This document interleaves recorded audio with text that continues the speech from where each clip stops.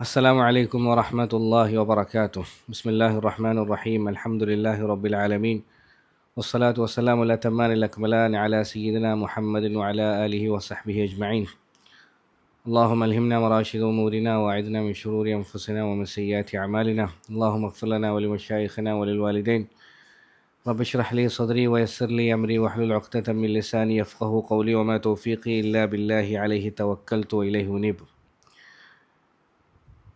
അള്ളാഹു സുബ്ഹാനഹു വ തആല നമ്മൾ ചെയ്യുന്ന ചെറുതും വലുതുമായ മുഴുവൻ അമലുകളും നമ്മളിൽ നിന്നും സാലിഹായ അമലായി സ്വീകരിക്കുമാറാകട്ടെ. അഷ്റഫുൽ ഖൽഖായ മുത്തു മുസ്തഫ സല്ലല്ലാഹു അലൈഹി വസല്ലമ തങ്ങളുടെ ചരിത്രം അൽഹംദുലില്ലാഹ് അള്ളാഹുവിൻ്റെ വലിയ അനുഗ്രഹം കൊണ്ട് 2-3 വർഷങ്ങളായിട്ട് നമ്മൾ പറഞ്ഞു തുടങ്ങിയിട്ടുണ്ട്. ഏകദേശം 57 ഭാഗങ്ങളായിട്ട് നബി സല്ലല്ലാഹു അലൈഹി വസല്ലമയുടെ ജീവിതത്തിൽ നിന്നുള്ള ഏകദേശം ഉഹദ് യുദ്ധം വരെയുള്ള ഭാഗങ്ങൾ, ഉഹദ് യുദ്ധത്തിൻ്റെ പകുതി വരെയുള്ള ഭാഗങ്ങൾ 57 പാർട്ടുകളിലായിട്ട് നമ്മൾ പറഞ്ഞു കഴിഞ്ഞു. അള്ളാഹു പറഞ്ഞതും കേട്ടതുമൊക്കെ നമ്മളിൽ നിന്നും സാലിഹായ അമലായി സ്വീകരിക്കുമാറാകട്ടെ. ഏതൊരു ലക്ഷ്യത്തെ മുൻനിർത്തിയാണോ നമ്മൾ പറഞ്ഞത് കേട്ടത്, ആ ലക്ഷ്യം അള്ളാഹു സുബ്ഹാനഹു വ തആല പൂർത്തീകരിച്ച് നൽകുമാറാകട്ടെ. ഈ 57 പാർട്ടുകളായിട്ട് നമ്മൾ സീറ പറഞ്ഞു കഴിഞ്ഞെങ്കിലും അതിൽ 37ാമത്തെ ഭാഗം മുതലാണ് യൂട്യൂബിൽ വീഡിയോ ആയിട്ട് അവൈലബിൾ ആയിട്ടുള്ളത്. 2-3 വർഷങ്ങൾക്ക് മുമ്പേ നമ്മൾ ആരംഭിച്ചൊരു സീരീസ് ആയതുകൊണ്ട് അന്ന് വീഡിയോ എടുക്കാനുള്ള സൗകര്യങ്ങളൊന്നും ഉണ്ടായിരുന്നില്ല. ചില ക്ലിയറൊക്കെ കുറഞ്ഞ ഓഡിയോ ക്ലിപ്പുകളായിട്ടാണ് ഇപ്പോൾ പല ഭാഗങ്ങളും നിലവിലുള്ളത്. അപ്പോൾ പണ്ടേയുള്ള ഒരു ആഗ്രഹമായിരുന്നു റസൂലുള്ളാഹി സ്വല്ലല്ലാഹു അലൈഹി വസല്ലമയുടെ ചരിത്രം, ജീവചരിത്രം, സീറത്തുൻ നബി സല്ലല്ലാഹു അലൈഹി വസല്ലം ആദ്യം മുതൽ കുറച്ചുകൂടി ഡീറ്റെയിൽ ആയിട്ട് പഠിക്കാൻ ശ്രമിക്കണം. ആ പഠിക്കുന്ന കാര്യങ്ങൾ പ്രിയങ്കരായ സുഹൃത്തുക്കളോടുകൂടി ഷെയർ ചെയ്യണമെന്നുള്ളത് പണ്ടേയുള്ള ആഗ്രഹമായിരുന്നു. അതിനുള്ളൊരു ചെറിയ ശ്രമമാണിത്. നമ്മളിന്ന് ആദ്യം മുതൽ നബി സല്ലല്ലാഹു അലൈഹി വസല്ലമയുടെ ചരിത്രം ഒന്നുകൂടി പറയാൻ, അല്ലെങ്കിൽ പഠിക്കാൻ, വായിക്കാൻ വേണ്ടിയുള്ള ഒരു ചെറിയ ശ്രമം നടത്തുകയാണ്. വലിയൊരു ദൗത്യം തന്നെയാണ്. അല്ലാഹു സുബ്ഹാനഹു വ തആല എല്ലാവിധ സഹായങ്ങളും നൽകി, എല്ലാവിധ ബർക്കത്തുകളും നൽകി നമ്മളിൽ നിന്നും ഇത് സ്വീകരിക്കുമാറാകട്ടെ. അപ്പോൾ ആദ്യമായിട്ട് നമ്മൾ മനസ്സിലാക്കേണ്ടത്, നബി സല്ലല്ലാഹു അലൈഹി വസല്ലമയുടെ ചരിത്രം എന്തിന് നമ്മൾ പഠിക്കണം? ഏകദേശം ഒരു ക്ലാസ് 40 മിനിറ്റ് അല്ലെങ്കിൽ 50 മിനിറ്റൊക്കെ ഉണ്ടാവും. അപ്പോൾ നമ്മുടെ ജീവിതത്തിൽ വളരെ പ്രധാനപ്പെട്ട 40 മിനിറ്റ് 50 മിനിറ്റ് ഇങ്ങനെ സീറത്തുൻ നബി സല്ലല്ലാഹു അലൈഹി വസല്ലം കേൾക്കാൻ വേണ്ടി നമ്മൾ ചിലവഴിക്കുമ്പോൾ അത് ചില്ലറ കാര്യമല്ല. അപ്പോൾ എന്തിനാണ് നമ്മൾ ഇത്രയും മെനക്കെട്ട് ഈ സമയം ഇങ്ങനെ ചിലവഴിക്കുന്നത് എന്ന് നമ്മൾ ആദ്യമായിട്ട് അറിഞ്ഞിരിക്കണം. അപ്പോഴാണ് മാത്രമേ നമ്മൾ ഈ കേൾക്കുന്ന ക്ലാസ്സിന് അതിൻ്റേതായ മഹത്വം ഫീൽ ചെയ്തിട്ട് നമുക്ക് കേൾക്കാൻ കഴിയുള്ളൂ. അപ്പോൾ എന്തിന് നബി സല്ലല്ലാഹു അലൈഹി വസല്ലമയുടെ ചരിത്രം പഠിക്കുന്നു എന്നതിൻ്റെ ഉത്തരം ഒറ്റ വാക്കിൽ പറയുന്നതിന് പകരം, നമ്മളെല്ലാവരെയും സംബന്ധിച്ചിടത്തോളം നബി സല്ലല്ലാഹു അലൈഹി വസല്ലമയെ പിൻപറ്റൽ നമുക്ക് നിർബന്ധമാണ്. വെറും ലാ ഇലാഹ ഇല്ലല്ലാഹ് മാത്രം കൊണ്ട് നമ്മളുടെ ഈമാൻ പൂർത്തിയാകുകയില്ല. മറിച്ച് മുഹമ്മദ് റസൂലുള്ളാഹ് കൂടി നമ്മുടെ മേൽ വാജിബായതാണ്. അല്ലാഹു സുബ്ഹാനഹു വ തആല ഖുർആനിലൂടെ പറയുന്നുണ്ട്, ഖുൽ ഇൻ കുൻതും തുഹിബ്ബൂനല്ലാഹ ഫത്തബിഊനി യുഹ്ബിബുക്കുമുല്ലാഹ്. നബി അവരോട് പറയണം, നിങ്ങൾ അള്ളാഹുവിനെ ഇഷ്ടപ്പെടുന്നുണ്ടെങ്കിൽ, അള്ളാഹുവിനെ സ്നേഹിക്കുന്നുണ്ടെങ്കിൽ ഫത്തബിഊനി, നിങ്ങൾ എന്നെ പിൻപറ്റണം. അള്ളാഹുലേക്ക് എത്താനുള്ള മാർഗം, അത് ലാ ഇലാഹ ഇല്ലല്ലാഹുവിലേക്ക് എത്താനുള്ള മാർഗം മുഹമ്മദ് റസൂലുള്ളാഹിയാണ്. നബി സല്ലല്ലാഹു അലൈഹി വസല്ലമയെ പിൻപറ്റലാണ് അള്ളാഹുലേക്ക് എത്താനുള്ള, അള്ളാഹുവിൻ്റെ സ്നേഹത്തിലേക്ക് എത്താനുള്ള ഏറ്റവും പ്രധാനപ്പെട്ട മാർഗം. അപ്പോൾ നബി സല്ലല്ലാഹു അലൈഹി വസല്ലമയെ പിൻപറ്റൽ, ഇത്തിബാഅ് ചെയ്യൽ, അത് നമ്മുടെ മേൽ വളരെ നിർബന്ധമായ കാര്യമാണ്. അതില്ലാതെ ആഖിറത്തിൽ നമുക്ക് വിജയിക്കാൻ സാധിക്കുകയില്ല. ഒരാൾ ഒരുപാട് സൽക്കർമ്മങ്ങൾ ചെയ്തു, അയാൾക്ക് നല്ലതാണെന്ന് തോന്നുന്ന കാര്യങ്ങളൊക്കെ അയാൾ ചെയ്തു, പക്ഷേ നബിതങ്ങൾ കാണിച്ചു തന്ന രീതിയിലല്ല, നബിതങ്ങളെ പിൻപറ്റിക്കൊണ്ടല്ല, അയാൾക്ക് തോന്നുന്ന പോലെയാണ് അയാൾ ചെയ്തത്. നാളെ ഖിയാമത്ത് നാളിൽ അതിന് യാതൊരു പരിഗണന ഉണ്ടാവില്ല. റസൂലുള്ളാഹി സ്വല്ലല്ലാഹു അലൈഹി വസല്ലം കാണിച്ചു തന്നതുപോലെ അവിടുത്തെ ജീവിതത്തെ പിൻപറ്റിക്കൊണ്ട് ഇത്തിബാഅ് പൂർണ്ണമായാൽ മാത്രമേ നാളെ ആഖിറത്തിൽ ആർക്കും രക്ഷപ്പെടാൻ വേണ്ടി കഴിയുള്ളൂ. അപ്പോൾ അങ്ങനെയാണെങ്കിൽ നമ്മൾ വളരെ ഗൗരവത്തോടുകൂടി ആലോചിക്കേണ്ട ഒരു വിഷയമാണ്, എപ്പോഴാണ് ഇത്തിബാഅ് ഉണ്ടാകുക, എപ്പോഴാണ് നമുക്ക് ഇത്തിബാഅ് ചെയ്യാൻ കഴിയുക? മനസ്സറിഞ്ഞുകൊണ്ട് നമ്മുടെ ഉള്ളിൻ്റെ ഉള്ളിൽ നിന്ന് റസൂലുള്ളാഹി സ്വല്ലല്ലാഹു അലൈഹി വസല്ലമയെ പിൻപറ്റാൻ സാധിക്കുന്ന തരത്തിലുള്ള ഒരു ദറജയിലേക്ക് എപ്പോഴാണ് നമ്മൾ എത്തുക? കാരണം റസൂലുള്ളാഹി സ്വല്ലല്ലാഹു അലൈഹി വസല്ലം പറഞ്ഞിട്ടുണ്ട്, ലാ യുഅ്മിനു അഹദുക്കും ഹത്താ യകൂന ഹവാഹു തബഅൻ ലിമാ ജിഅ്തു ബിഹി.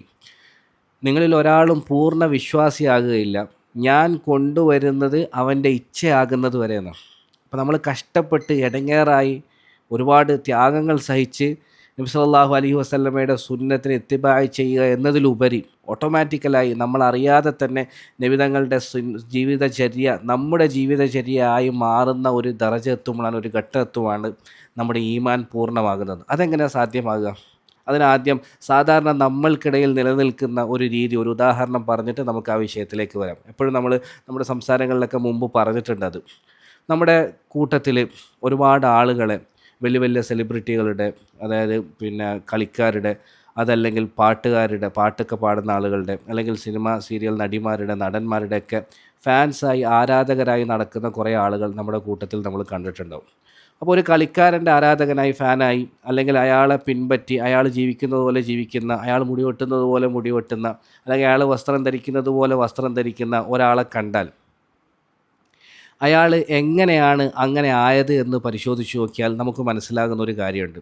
ഈ മനുഷ്യൻ എപ്പോഴെങ്കിലും ആദ്യം ഈ കളിക്കാരൻ്റെ ഏതെങ്കിലും ഒരു വീഡിയോ മറ്റോ കണ്ടിട്ടുണ്ടാവും, അല്ലെങ്കിൽ കളിക്കുന്ന ഒരു രംഗം കണ്ടിട്ടുണ്ടാവും. അത് ചിലപ്പോൾ ചിലരുടെ സ്റ്റാറ്റസിലായിരിക്കും കണ്ടിട്ടുണ്ടാവുക, അതല്ലെങ്കിൽ യൂട്യൂബ് ഇങ്ങനെ സ്ക്രോൾ ചെയ്ത് പോകുമ്പോൾ ഏതെങ്കിലും ഒരു വീഡിയോയിലായിരിക്കും കണ്ടിട്ടുണ്ടാവുക.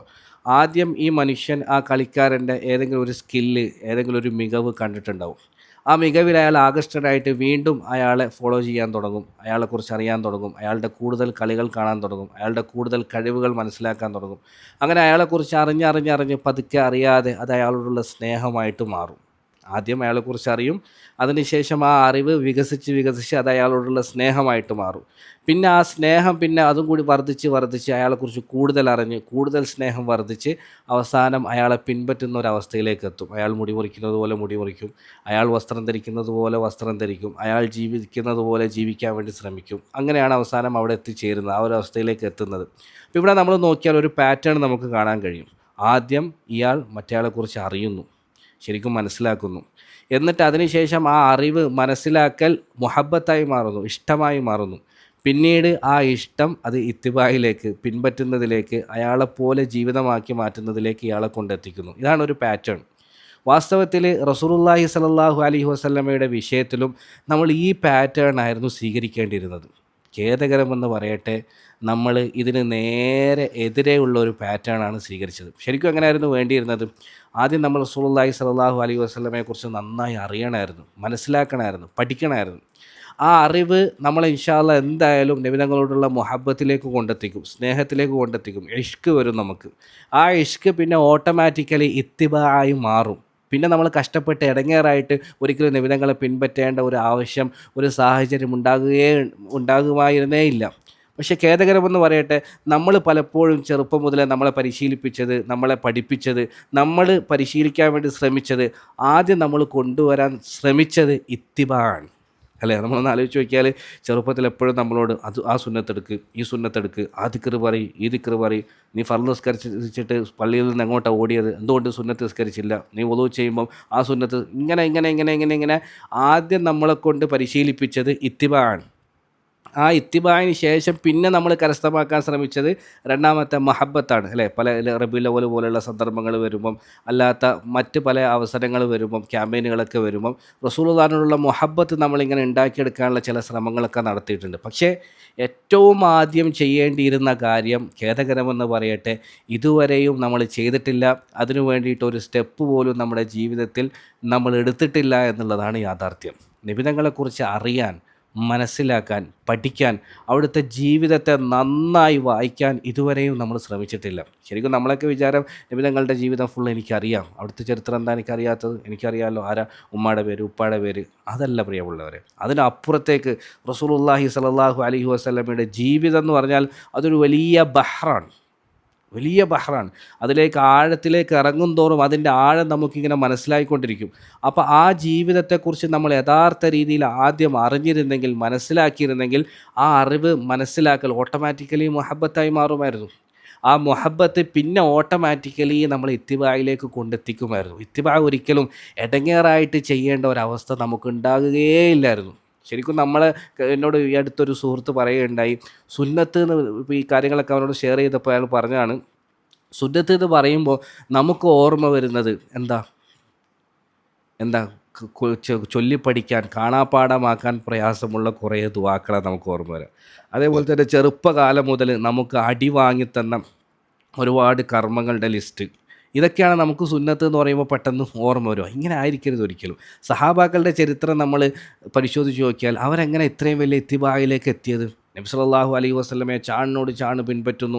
നബി തങ്ങൾ സല്ലല്ലാഹു അലൈഹി വസല്ലമയെ പിന്നെ നമ്മൾ അവരുടെ അവസ്ഥകൾ കണ്ടാൽ ഭ്രാന്തന്മാരെന്ന് നമ്മൾ അവരെ വിളിച്ചു പോകുന്ന തരത്തിൽ നബി തങ്ങൾ സല്ലല്ലാഹു അലൈഹി വസല്ലമയെ അവർ പിൻപറ്റുന്നു. ഇബ്നു ഉമർ റളിയല്ലാഹു അൻഹു അറിയപ്പെടുന്നത് മുത്തബിഉ സുന്ന എന്നാണ്, സുന്നത്തിനെ പൂർണ്ണമായി പിൻപറ്റുന്നത് ആൾ എന്നാണ്. ആയിഷ ബീവി റളിയല്ലാഹു അൻഹ പറയുന്നുണ്ട്, ഇബ്നു ഉമർ റളിയല്ലാഹു അൻഹു റസൂലുള്ളാഹി സ്വല്ലല്ലാഹു അലൈഹി വസല്ലമയുടെ ഓരോ ആസാറും തേടിപ്പോയതുപോലെ ഒരാളും തേടിപ്പോയിട്ടില്ല എന്നാണ്. അദ്ദേഹം നബിതങ്ങളുടെ ആസാറുകളെ, നബിതങ്ങളുടെ ഓരോ ചര്യകളെയും തേടിപ്പോകുന്നത് കണ്ടാൽ ആളുകൾ ഭ്രാന്തനാണെന്ന് വിചാരിച്ചു പോകുന്ന.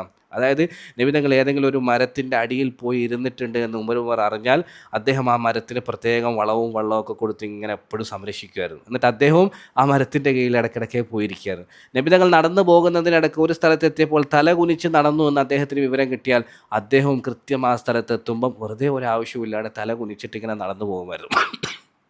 അത്തരത്തിൽ റസൂലുള്ളാഹി സ്വല്ലല്ലാഹു അലൈഹി വസല്ലമയെ ചാണിനോട് ചാണ് പിൻപറ്റുന്നവരായിരുന്നു സഹാബാക്കൾ. ആ ദറജയിലെത്തിയത് എങ്ങനെയാണ്? ആദ്യം തന്നെ ഇത്തിബാ ഉണ്ടാക്കാൻ വേണ്ടി മെനക്കെട്ട് കഷ്ടപ്പെട്ട് കുറേ വയല് കേട്ട് പ്രസംഗം കേട്ട് അങ്ങനെയല്ല അവരങ്ങനെ എത്തിയത്. ആദ്യം അവർ റസൂലുള്ളാഹിനെ കുറിച്ച് അറിഞ്ഞു, നേരിട്ട് കണ്ടു, മനസ്സിലാക്കി, നബി തങ്ങളിൽ എന്ന വ്യക്തിത്വത്തിൽ ആകൃഷ്ടരായി. ആ അറിവ് അവരെ നേരെ മുഹബ്ബത്തിലേക്ക് കൊണ്ടെത്തിച്ചു. ആ മുഹബ്ബത്ത് ഓട്ടോമാറ്റിക്കലി ഇത്തിബായി മാറിയതാണ്. അല്ലാതെ ഉമർ റളിയല്ലാഹു അൻഹു തൻ്റെ മകൻ ഇബ്നു ഉമർ അടിച്ചടിച്ച് മുത്തബിഉ സുന്ന ആക്കിയതല്ല. ശരിക്കും നമ്മൾ മനസ്സിലാക്കണം, ഉമർ റളിയല്ലാഹു അൻഹു ആണ് വാപ്പ. അബ്ദുല്ലാഹി ഇബ്നു ഉമർ റളിയല്ലാഹു അൻഹുവിനെ അടിച്ചടിച്ച് ഇത്തിബാഗ് പഠിപ്പിക്കുകയായിരുന്നില്ല. മറിച്ച് റസൂലുള്ളാഹിനെ കാണിച്ചു കൊടുത്തു, റസൂലുള്ളാഹിനെ അറിയിച്ചു കൊടുത്തു. റസൂലുള്ളാഹിനെ ഇബ്നു ഉമർ അറിഞ്ഞു. ആ അറിവ് ഓട്ടോമാറ്റിക്കലി മുഹബ്ബത്തായി. ആ മുഹബ്ബത്ത് ഇത്തിബായിലേക്ക് അദ്ദേഹത്തെ കൊണ്ടെത്തിച്ചു. ഒരു പ്രസംഗത്തിൻ്റെ ആവശ്യമില്ല. ശരിക്കും നമുക്ക് പറ്റിയ ഏറ്റവും വലിയൊരു പരാജയം ഒന്ന് ആലോചിച്ച് നോക്കിയാൽ, നേരത്തെ നമ്മൾ പറഞ്ഞ ഉദാഹരണത്തിലേക്ക് തന്നെ നമുക്ക് തിരിച്ചു വരാം. ഏതെങ്കിലും ഒരു ഫാനിനെ നിങ്ങൾ കണ്ടിട്ടുണ്ടോ? ഏതെങ്കിലും ഒരു ആരാധകൻ, അയാൾ ഒരു വലിയ സെലിബ്രിറ്റിയുടെ ആരാധകനാണ്, പക്ഷേ ഇതുവരെ അയാൾ ഒരു കളിക്കാരൻ്റെ ആരാധകനാണ് ഞാൻ എന്ന് വാദിക്കുക ഒരാൾ. പക്ഷേ അയാൾ പറയാം, ഞാൻ ഇതുവരെ ആ കളിക്കാരൻ്റെ കളി കണ്ടിട്ടില്ല എന്ന് പറയുന്ന ഏതെങ്കിലും ഒരു ഫാൻസ് അസോസിയേഷൻ്റെ ഒരാളെ നിങ്ങൾ കാണിച്ചു തരാൻ പറ്റുമോ? ഇല്ല. ഒരു കളിക്കാരൻ്റെ ആരാധകനാണ് ഞാനെങ്കിൽ അയാളുടെ കളി നിരന്തരം ഞാൻ കണ്ടിട്ടുണ്ടാവും. അയാളെക്കുറിച്ച് അറിഞ്ഞപ്പോഴാണ് ഞാൻ അയാളെ മുഹബ്ബത്ത് വെച്ചത്. ആ മുഹബ്ബത്താണ് എന്നെ ഇത്തിബായിലേക്ക് കൊണ്ടെത്തിച്ചത്. പക്ഷേ നമ്മുടെ അവസ്ഥ വളരെ വിചിത്രമാണ്.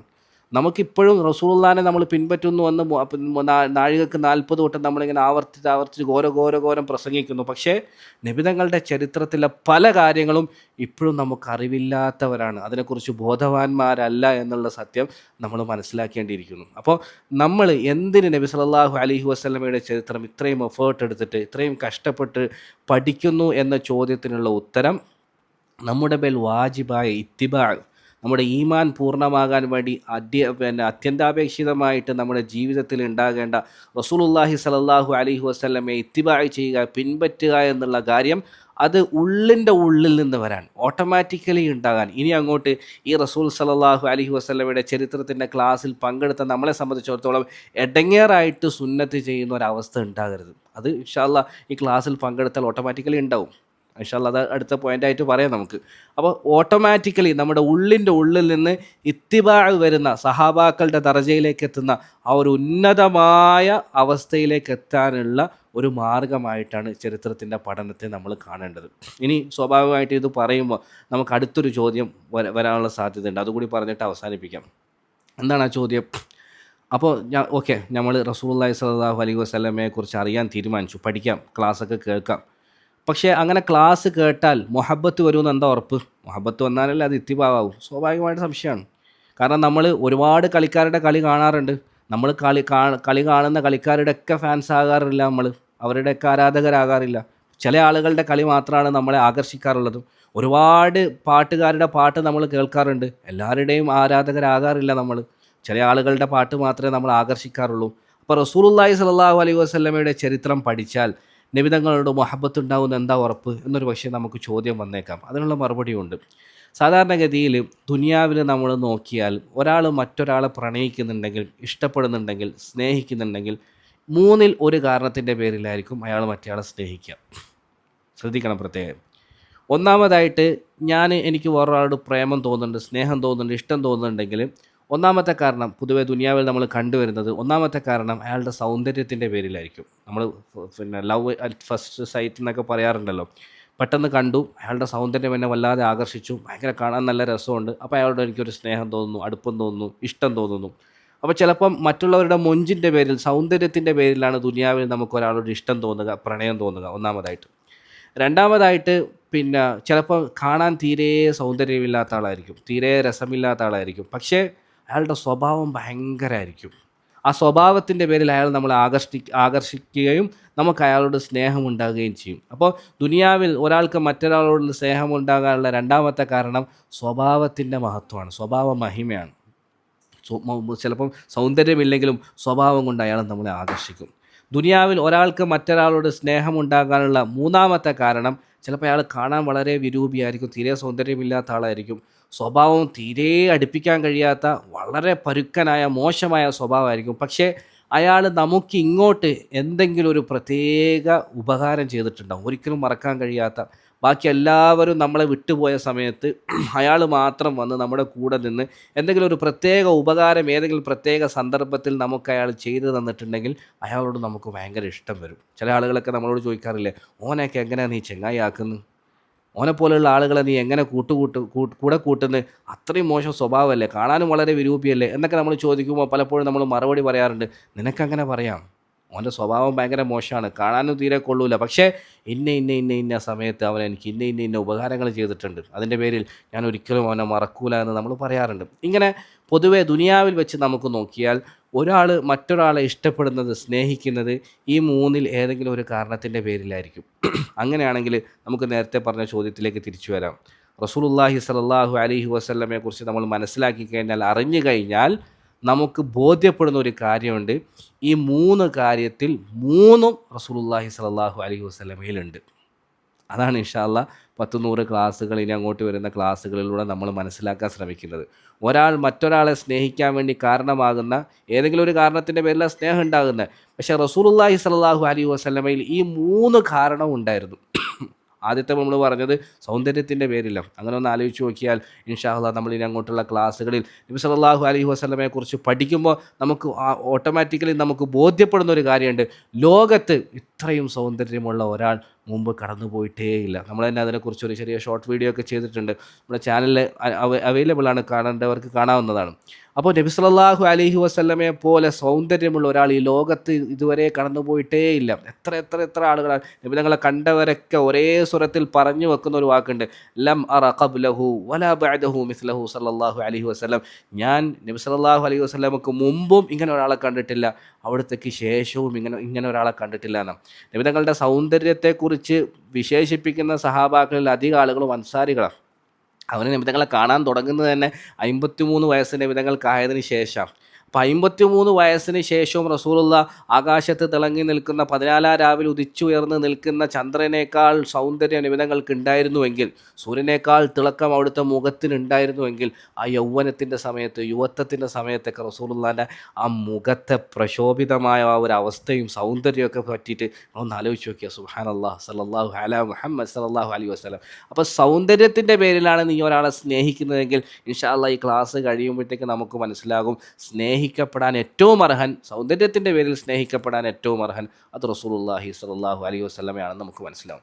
ഇനി രണ്ടാമത് നമ്മൾ പറഞ്ഞത്, ഒരാളുടെ നല്ല സ്വഭാവത്തിൻ്റെ പേരിലാണ് നമ്മൾ ഒരാളെ സ്നേഹിക്കുന്നതെങ്കിൽ അവിടെയും നല്ല സ്വഭാവത്തിൻ്റെ പേരിൽ സ്നേഹിക്കപ്പെടാൻ ഏറ്റവും അർഹൻ അത് റസൂലുള്ളാഹി സ്വല്ലല്ലാഹു അലൈഹി വസല്ലം. അതിലും യാതൊരു സംശയവും ഇല്ല. കാരണം നബി തങ്ങളാണ് ഏറ്റവും നല്ല സ്വഭാവത്തിനുടമ എന്ന് സർട്ടിഫൈ ചെയ്തത് അല്ലാഹു സുബ്ഹാനഹു വ തആലയാണ്. ഇന്നക ലഅലാ ഖുലുഖിൻ അളീം, നബിയെ അങ്ങ് ഏറ്റവും മഹത്തായ സ്വഭാവത്തിൻ്റെ മേലാണെന്ന് പരിശുദ്ധ ഖുർആനിൽ ആയത്തിറക്കി അല്ലാഹു സുബ്ഹാനഹു വ തആല സർട്ടിഫിക്കറ്റ് നൽകിയിട്ടുണ്ട്. അതിനും വലിയ സർട്ടിഫിക്കറ്റ് ആവശ്യമില്ലല്ലോ.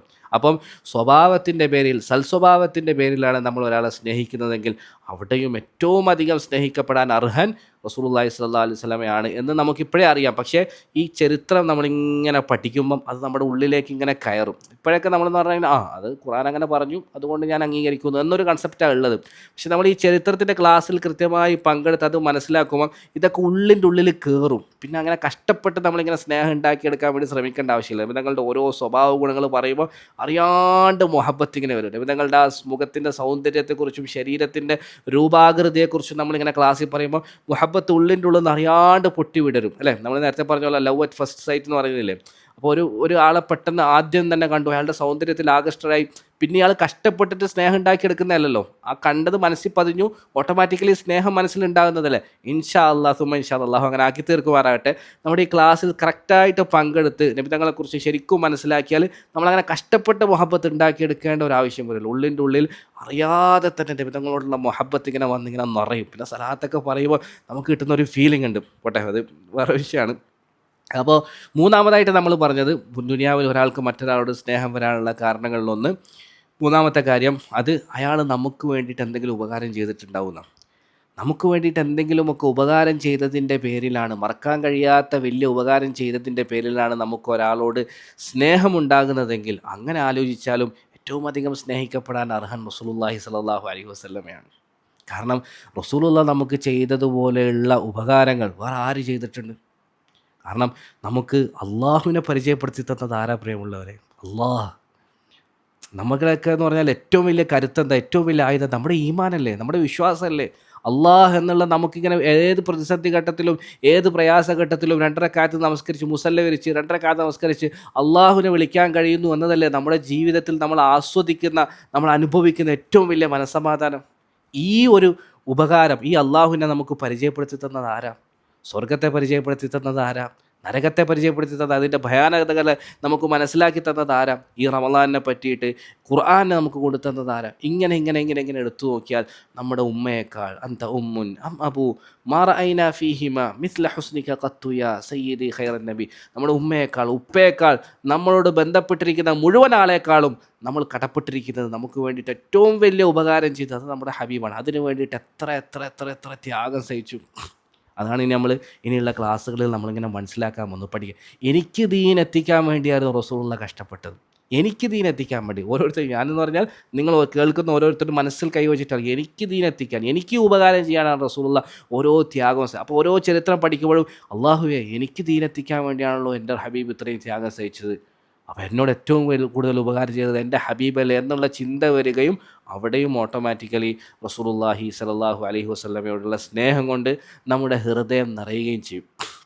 അപ്പോൾ ചുരുക്കി പറഞ്ഞാൽ നമ്മൾ റസൂലുള്ളാഹി സ്വല്ലല്ലാഹു അലൈഹി വസല്ലമയുടെ ചരിത്രം അറിഞ്ഞാൽ എന്തായാലും മുഹബ്ബത്ത് ഉണ്ടാവും എന്നുള്ളതിൽ ഒരു സംശയമില്ല. ആ മുഹബ്ബത്ത് എന്തായാലും ഇത്തിബായി മാറുക തന്നെ ചെയ്യും, അതിലും യാതൊരു സംശയമില്ല.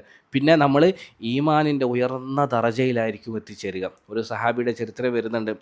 അദ്ദേഹം ഒരിക്കൽ കയ്യിലൊരു സ്വർണത്തിൻ്റെ മോതിരം ഇട്ടുകൊണ്ട് നബി തങ്ങളുടെ അടുക്കിലേക്ക് വന്നു. അപ്പോൾ പുരുഷന്മാർ സ്വർണത്തിൻ്റെ മോതിരം ധരിക്കുന്നത് റസൂലുള്ളാഹി സ്വല്ലല്ലാഹു അലൈഹി വസല്ലം നിരോധിച്ചിട്ടുണ്ട്. അപ്പോൾ ഇദ്ദേഹം അങ്ങനെ സ്വർണത്തിൻ്റെ മോതിരവും ധരിച്ച് നബി തങ്ങളുടെ അടുക്കൽ വന്നപ്പോൾ നബി തങ്ങൾക്ക് ഭയങ്കര ദേഷ്യം വന്നു. ദേഷ്യത്തോടു കൂടി നബി തങ്ങൾ അദ്ദേഹത്തിൻ്റെ അടുക്കൽ പോവുകയും ആ സ്വർണ്ണ മോതിരം എടുത്ത് ഊരി വലിച്ചെറിഞ്ഞിട്ട് യഅമിദു അഹദുകും ഇലാ ജംറത്തിൻ മിൻ നാരിൻ ഫയജ്അലുഹാ ഫി യദിഹി എന്ന് ചോദിക്കുകയും ചെയ്തു.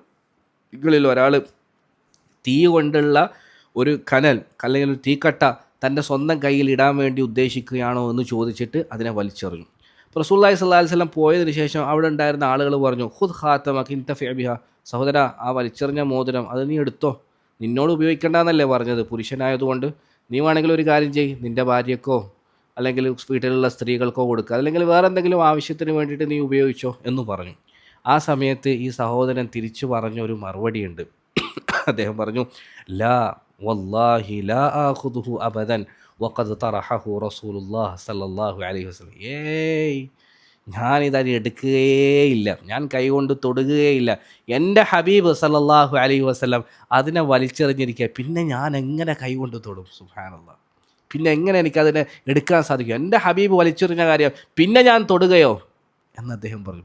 വാസ്തവത്തിൽ നമ്മളിവിടെ ഫത്വ നോക്കിയാൽ, നിയമം നോക്കിയാൽ വേണമെങ്കിൽ അദ്ദേഹത്തിന് അതെടുക്കാം, അദ്ദേഹത്തോട് ധരിക്കേണ്ടെന്നാണ് പറഞ്ഞത്. സ്ത്രീകൾക്ക് കൊടുക്കാം, ഭാര്യയ്ക്ക് കൊടുക്കാം, പെൺകുട്ടിക്ക് കൊടുക്കാം, ഒക്കെ ചെയ്യാം. പക്ഷേ ഹുബ്ബ് വന്നപ്പോൾ നോക്കിയാൽ ആ ഇത്തിബായിൻ്റെ ദറജ എവിടെ എത്തി നോക്കിയാൽ ഇൻഷാ അല്ലാഹ് തുമ്മ ഇൻഷാ അല്ലാഹ് റസൂലുള്ളാഹിൻ്റെ സീറ പഠിച്ചിട്ട് നമുക്കും ഈ ഒരു അവസ്ഥയിലേക്ക് എത്തണം. സുന്നത്തുകൾ മുമ്പിൽ വരുമ്പോൾ സുന്നത്തല്ലേ എടുത്തില്ലെങ്കിലും കുഴപ്പമില്ലല്ലോ എന്ന അവസ്ഥ മാറിയിട്ട് സുന്നത്താണ് ഞാൻ എടുക്കും എന്ന് ഓട്ടോമാറ്റിക്കലി പറയുന്ന ഈ സഹാബിയെ പോലെ എൻ്റെ റസൂൽ ഒഴിവാക്കിയ കാര്യം പിന്നെ എനിക്കെന്തിനാ, എൻ്റെ റസൂൽ ചെയ്ത കാര്യം ഞാനെങ്ങനെ ഒഴിവാക്കാനാ എന്ന് പറയുന്ന ഒരു ദർജയിലേക്ക് ഇൻഷാ അല്ലാഹ് നമുക്ക് എത്തണം. നമ്മളത് നബിതങ്ങളുടെ ചരിത്രത്തിൻ്റെ പഠനം, അത് ജീവചരിത്ര പഠനം ഇൻഷാ അല്ലാഹ് അവിടേക്ക് എത്തിച്ചേർക്കും എന്നുള്ള കാര്യത്തിൽ യാതൊരു സംശയവുമില്ല. പിന്നെയും റസൂലുള്ളാഹി സ്വല്ലല്ലാഹു അലൈഹി വസല്ലമയുടെ സീറ പഠിക്കുന്നതിൻ്റെ പ്രധാനപ്പെട്ട ഉപകാരമായിട്ട് ഫവായിദായിട്ട് പല കാര്യങ്ങളും പണ്ഡിതന്മാർ പറയാറുണ്ട്. അത് നിങ്ങൾക്കും അറിയാം. പിന്നെ ഉദാഹരണത്തിന് സമൂഹത്തിൻ്റെ ഏത് മേഖലയിൽ നിൽക്കുന്ന ആളായാലും അയാൾക്ക് റസൂലുള്ളാഹി സ്വല്ലല്ലാഹു അലൈഹി വസല്ലമയിൽ മാതൃകയുണ്ട്. ഒരു വാപ്പയായി, ഉപ്പാപ്പയായി, അല്ലെങ്കിൽ ഭർത്താവായി, അമ്മോച്ചനായി, പിന്നെ അതേപോലെ സേനാനായകനായി, ഇമാമായി, പിന്നെ അങ്ങനെ കൂട്ടുകാരനായി, ഇങ്ങനെ ഏത് മേഖലയിൽ നിൽക്കുന്ന ആളാണെങ്കിലും അവിടെയൊക്കെ റസൂലുള്ളാഹി സ്വല്ലല്ലാഹു അലൈഹി വസല്ലമയിൽ നമുക്ക് മാതൃക കാണാൻ സാധിക്കും. അത് നമുക്ക് നബിചരിത്രം പഠിച്ചാൽ കരസ്ഥമാകുന്ന ഒരു ഫായിദയാണ്. അതേപോലെ തന്നെ മറ്റൊരു പ്രധാനപ്പെട്ട ഉപകാരം നബിചരിത്രം പഠിക്കുന്നതിലൂടെ നമുക്ക് ലഭിക്കുന്നത്, റസൂലുള്ളാഹി നമ്മുടെയൊക്കെ ജീവിതത്തിൽ ഒരുപാട് പ്രശ്നങ്ങളുണ്ട്, പ്രയാസങ്ങളുണ്ട്, ബുദ്ധിമുട്ടുകളുണ്ട്, വേദനകളുടെ നടുക്കാണ് നമ്മൾ കഴിഞ്ഞുകൊണ്ടിരിക്കുന്നത്. ശാരീരികമായി, മാനസികമായി, കുടുംബപരമായി, രാഷ്ട്രീയമായി, അന്താരാഷ്ട്ര എല്ലാത്തിലും ഒരുപാട് വേദനിപ്പിക്കുന്ന വാർത്തകൾ, ദുഃഖിപ്പിക്കുന്ന കാര്യങ്ങൾ നമ്മൾ അനുഭവിക്കുന്നുണ്ട്. അപ്പോൾ റസൂലുള്ളാഹി സ്വല്ലല്ലാഹു അലൈഹി വസല്ലമയുടെ ചരിത്രം പഠിച്ചു കഴിയുമ്പോൾ നമുക്കതൊരു വലിയ പിടിവള്ളിയായി മാറും. നമ്മുടെ ഹൃദയത്തിന് ഒരു വല്ലാത്ത ഉറപ്പ് കിട്ടും. കാരണം നബിതങ്ങളുടെ ജീവിതത്തിൽ വന്ന പ്രശ്നങ്ങൾ, പ്രയാസങ്ങൾ, ബുദ്ധിമുട്ടുകൾ, നബിതങ്ങൾ സഹിച്ച വേദനകൾ, ഇതൊക്കെ അറിയുമ്പോൾ എൻ്റെ പ്രശ്നമൊന്നും ഒരു പ്രശ്നമേ ആയിരുന്നില്ല എന്നൊരു ചിന്തയും നമുക്ക് കിട്ടും. കദാലിക ലിനുസബ്ബിത ബിഹി ഫുആദക്, ഖുർആനിൽ പ്രവാചകന്മാരുടെ ചരിത്രം വിവരിച്ചതിന് ശേഷം അള്ളാഹു പറഞ്ഞത്, നബിയെ ഈ ചരിത്രങ്ങൾ ഞാൻ നിനക്ക് വിവരിച്ച് നൽകുന്നത് നിൻ്റെ ഹൃദയത്തെ ഉറപ്പിച്ചു നിർത്താൻ വേണ്ടിയാണെന്ന്. അതേപോലെ നബിതങ്ങളുടെ ചരിത്രം പഠിച്ചാൽ നമുക്ക് ഹൃദയത്തിന് ഒരു ഉറപ്പ് വരും. പെട്ടെന്ന് ബാക്കിയുള്ളവരെ പോലെ ഒരു പിടിവള്ളി എന്തെങ്കിലും പ്രശ്നങ്ങൾ വരുമ്പോൾ നമ്മൾ പെട്ടെന്ന് ബാക്കി വേറെ കുഫറിൻ്റെ മാർഗത്തിലേക്കോ അല്ലെങ്കിൽ ജീവിതം അവസാനിപ്പിക്കുന്നതിലേക്കോ ഒന്നും ചിന്തിക്കൂല. കാരണം നമ്മുടെ റസൂലിൻ്റെ ജീവിതവുമായിട്ട് നമ്മൾ തട്ടിച്ചു നോക്കുമ്പോൾ നമ്മുടെ എല്ലാ പ്രശ്നങ്ങളും ചുരുങ്ങും, നമ്മുടെ എല്ലാ പ്രശ്നങ്ങളും ചെറുതാകും. ഓരോരോ പ്രതിസന്ധി ഘട്ടത്തിലും അതിനെ എങ്ങനെയാണ് അഭിമുഖീകരിക്കേണ്ടത്, ഓരോരോ ദുഃഖവാർത്തയും എങ്ങനെയാണ് നേരിടേണ്ടത് എന്ന് പ്രസംഗിച്ച് കാണിക്കായിരുന്നില്ല റസൂൽ സല്ലല്ലാഹു അലൈഹി വസല്ലം. മറിച്ചോ ജീവിതത്തിൽ ഓരോന്നും അനുഭവിച്ച് അതിലൊക്കെ ക്ഷമയോടുകൂടി നിന്ന് നമുക്ക് പച്ചയായ ജീവിതം എന്നൊക്കെ നമ്മൾ സാധാരണ സാഹിത്യത്തിൽ പറയാറില്ല, പച്ചയായ ജീവിതാനുഭവങ്ങളിലൂടെ നമുക്ക് പകർന്നു നൽകിയായിരുന്നു. എന്നെപ്പോലെ ഇങ്ങനെ ഇരുന്ന് പിന്നെ നല്ല കസേരയിലൊക്കെ ഇരുന്ന് എ സിയൊക്കെ ഇട്ട് ഇങ്ങനെ ക്ലാസ് എടുക്കുകയായിരുന്നില്ല റസൂലുള്ളാഹി സ്വല്ലല്ലാഹു അലൈഹി വസല്ലം. മക്കൾ മരിച്ച വാർത്ത എങ്ങനെ നേരിടണമെന്ന് നേരിട്ട് അവിടുന്ന് ജീവിതത്തിലൂടെ കാണിച്ചു തന്നു. നമ്മുടെ ശരീരത്തിൽ, കുടുംബത്തിൽ, സമ്പത്തിലൊക്കെ വലിയ വലിയ നഷ്ടങ്ങൾ സംഭവിക്കുമ്പോൾ അതിനൊക്കെ എങ്ങനെ നേരിടണമെന്ന് ഖുർആനിൻ്റെ ആയത്തിൽ തിയറിക്കലായി പറഞ്ഞത് പ്രാക്ടിക്കലായി ജീവിതത്തിലൂടെ നമ്മുടെ റസൂൽ സല്ലല്ലാഹു അലൈഹി വസല്ലം നമുക്ക് കാണിച്ചു തന്നു. നബിതങ്ങളുടെ ചരിത്രം പഠിച്ചു കഴിയുന്നതോടുകൂടി നമുക്ക് ഈ ദുന്യാവിലെ ഒരുപാട് പ്രശ്നങ്ങൾ ക്ലോസ് ആവും. ഒരുപാട് പ്രശ്നങ്ങൾക്ക് ഒരു പരിഹാരം കണ്ടെത്താൻ വേണ്ടി അതിലൂടെ നമുക്ക് സാധിക്കും. അപ്പോൾ ഇൻഷാ അല്ലാഹ് ചുരുക്കി പറഞ്ഞാൽ ഒരു ഫുൾ പാക്കേജാണ് ഈ സീറത്തുൻ നബി സല്ലല്ലാഹു അലൈഹി വസല്ലമയുടെ ക്ലാസ്. അത് ക്ലാസ് എടുക്കുന്ന ആളുടെ മഹത്വം നിങ്ങൾ ഒരിക്കലും വിചാരിക്കരുത് കേട്ടോ. എൻ്റെ മഹത്വമല്ല ഇത്. ഈ ക്ലാസ് ഭയങ്കര സംഭവമാകുന്നത്, ഒരുപാട് ആളുകൾ ഇത് കാണുന്നത്, കേൾക്കുന്നത്, അത് എടുക്കുന്ന ആളുടെ മഹത്വമല്ല, മറിച്ച് ആര് പറഞ്ഞാലും നബി തങ്ങൾ സല്ലല്ലാഹു അലൈഹി വസല്ലമയുടെ ചരിത്രം പറയപ്പെടുന്ന ക്ലാസ്സിന് അതിനൊരു മഹത്വമുണ്ട്. അത് ആ പറയപ്പെടുന്ന ആളിൻ്റെ മഹത്വമാണ്. സല്ലല്ലാഹു അലാ മുഹമ്മദ് സല്ലല്ലാഹു അലൈഹി വസല്ലം. അപ്പം ഇനി അങ്ങോട്ടുള്ള നമ്മുടെ ഈ ജേണി, ഈ യാത്ര, നിങ്ങൾ തൗഫീഖിന് വേണ്ടി ദുആ ചെയ്യണം. ഇൻഷാ അല്ലാഹ് പൂർണ്ണമായിട്ട് എടുത്ത് തീർക്കണമെന്നൊക്കെ വലിയ ആഗ്രഹമുണ്ട്. തൗഫീഖ് തരേണ്ടത് അള്ളാഹുവാണ്. ഇൻഷാ അല്ലാഹ് നമ്മൾ തുടർന്ന് പോവുകയാണെങ്കിൽ ഈ യാത്ര എന്ന് പറഞ്ഞാൽ അമേസിങ് ആയ ഒരു യാത്രയായിരിക്കും. ഈ യാത്ര, ഈ ചരിത്രത്തിലൂടെയുള്ള ഈ യാത്രയിൽ ഓരോ ക്ലാസ് കഴിയുമ്പോൾ ചിലപ്പോൾ നമ്മളിങ്ങനെ അത്ഭുതപ്പെട്ട് എഴുന്നേറ്റ് നിന്നു പോകും. അധിക സമയങ്ങളിലും നമ്മുടെ കണ്ണുകളിങ്ങനെ അറിയാതെ നിറഞ്ഞൊഴുകും, ഹൃദയത്തിൽ വല്ലാത്തൊരു ഫീൽ ഉണ്ടാവും. ചില സമയങ്ങളിൽ നമുക്ക് ക്ഷമ കിട്ടാതെ എൻ്റെ ഹബീബിനെ കണ്ടിരുന്നെങ്കിലും നമ്മളിങ്ങനെ ആഗ്രഹിച്ചു പോകും. ചിലപ്പോൾ നമ്മൾ വിട്ട് കരഞ്ഞു പോകും. അള്ളാഹുവേ അള്ളാഹുവേ അള്ളാഹുവേ, സ്വപ്നത്തിലെങ്കിലും ഒരിക്കലെങ്കിലും ഹബീബിനൊന്ന് കാണാനുള്ള തൗഫീക്ക് നൽകണേ എന്ന് നമ്മൾ അറിയാതെ ദുആ ചെയ്തു പോകും. ചില സമയങ്ങളിൽ നമ്മുടെ മനസ്സിൽ വല്ലാത്ത സന്തോഷമുണ്ടാവും, നമ്മൾ ചിരിക്കും ക്ലാസ് കേട്ടുകൊണ്ടിരിക്കുന്ന സമയത്ത്. അധിക സമയങ്ങളിലും നമ്മൾ കരയും. നമ്മുടെ ഹൃദയം റസൂലുള്ളാഹി സ്വല്ലല്ലാഹു അലൈഹി വസല്ലമയായിട്ടുള്ള ഒരു അഭേദ്യമായ ബന്ധത്തിൻ്റെ ഒരു തുങ്ക അവസ്ഥയിലേക്ക് എത്തും. സലാത്തൊക്കെ നമ്മുടെ മനസ്സിൻ്റെ ഉള്ളിൽ നിന്ന് വരും. അതുകൊണ്ട് ആരും ഒരു ക്ലാസ്സും മിസ്സാക്കരുത്. പരമാവധി എല്ലാ ക്ലാസ്സും കേൾക്കാൻ വേണ്ടി തയ്യാറാണ്. അത് നമ്മളെ സബ്സ്ക്രൈബേഴ്സ് കൂട്ടാനോ വാച്ചിങ് ഹവേഴ്സ് കൂട്ടാനോ വേണ്ടിയല്ല, മറിച്ച് നമ്മുടെ റസൂലിനെ കുറിച്ച് പഠിക്കാനാണ്, നബി സല്ലല്ലാഹു അലൈഹി വസല്ലമയെ കുറിച്ച് അറിയാനാണ്. അവിടുത്തെ ജീവിതം ഒരുപാട് വർഷങ്ങൾ നമുക്ക് പാഴായിപ്പോയി അവിടുത്തെ കുറിച്ച് അറിയാതെ മനസ്സിലാക്കാതെ. ഇനിയും നമുക്ക് പാഴാക്കാൻ സമയമില്ല. ഇനിയെങ്കിലും അറിഞ്ഞ് ഉള്ളുകൊണ്ട് നബി തങ്ങളെ സ്നേഹിച്ച് ആ സ്നേഹം ഓട്ടോമാറ്റിക്കലി ഇത്തിബായി മാറുന്ന സഹാബാക്കളുടെ ആ ഉന്നതമായ അവസ്ഥയിലേക്ക് നമുക്ക് എത്തണം. ഇൻഷാ അല്ലാഹ്. അല്ലാഹു സുബ്ഹാനഹു വ തആല നമ്മളെ അവിടെയൊക്കെ എത്തിക്കുമാറാകട്ടെ. ഏതൊക്കെ ലക്ഷ്യങ്ങളെ മുൻനിർത്തിയാണോ നമ്മൾ ഈ സീറ പറയുന്നത്, ആ ലക്ഷ്യങ്ങളൊക്കെ അല്ലാഹു സുബ്ഹാനഹു വ തആല പൂർത്തീകരിച്ച് നൽകുമാറാകട്ടെ. നല്ല കാര്യങ്ങൾ പറയുവാനും നല്ല കാര്യങ്ങൾ കേൾക്കുവാനും അത് നല്ല രീതിയിൽ ജീവിതത്തിൽ പകർത്തുവാനും അല്ലാഹു സുബ്ഹാനഹു വ തആല നമുക്ക് ഏവർക്കും തൗഫീഖ് നൽകി അനുഗ്രഹിക്കുമാറാകട്ടെ. വ ആഖിറു ദഅവാന അനിൽ ഹംദുലില്ലാഹി റബ്ബിൽ ആലമീൻ. സുബ്ഹാനകല്ലാഹുമ്മ ബിഹംദിക അഷ്ഹദു അൻ ലാ ഇലാഹ ഇല്ലാ അൻത അസ്തഗ്ഫിറുക വ അതൂബു ഇലൈക്. വസ്സലാമു അലൈക്കും വറഹ്മത്തുള്ളാഹി വബറകാതുഹു.